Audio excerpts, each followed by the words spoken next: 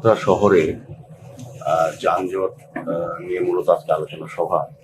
সেখানে আমাদের মধ্যে এসপি ট্রাফিক এবং বিএসএনএল, ইসিসিএল সমস্ত দপ্তরকে ডাকা হয়েছে আগরতলা শহরকে যানজট মুক্ত করার জন্য। যে প্রবলেমগুলি সামনে এসছে সেগুলি দূর করার জন্য মাননীয় মুখ্যমন্ত্রীও এটা সতর্ক করেছিলেন এবং উনিও বলেছেন শহরকে পরিচ্ছন্ন সুন্দর রাখা এবং যানজট মুক্ত করা।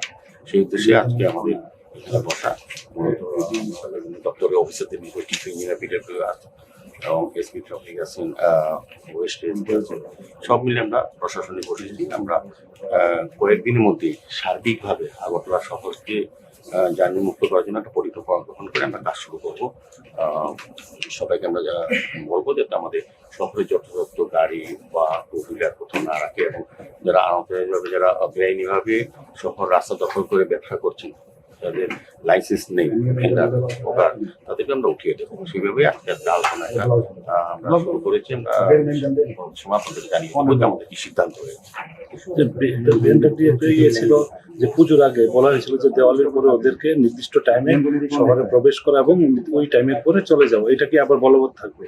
হ্যাঁ, মানে পুজোর সময় আমরা যে অভিযান শুরু করেছিলাম বেআইনি হকার উচ্ছেদ কিংবা যানজট মুক্ত করার জন্য, বেআইনি যারা পার্কিং করে বিভিন্নভাবে মোটরসাইকেল গাড়ি যত যেখানে রাখে সেগুলির বিরুদ্ধে একটা অভিযান আমরা শুরু করেছিলাম।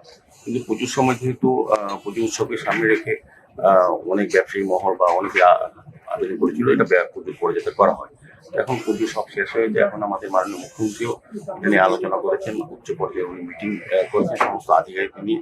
তারই শেষে ফলস্বরূপ হিসেবে আমরা আজকে আগরতলা পুর নিগমে আমরা আলোচনা করছি। ছাত্রীও আছে, বিভিন্ন দপ্তর, টেলিকম, ইলেকট্রিক ডিপার্টমেন্ট, আরো প্রশাসন, জেলা প্রশাসন, প্রশাসন সবাই কিন্তু আমরা বলেছি আমরা একটা ডেট ফিক্স করে নির্দিষ্ট সময় থেকে আমরা আগরতলা শহরকে যানজট মুক্ত করার জন্য আমরা অভিযান শুরু করবো।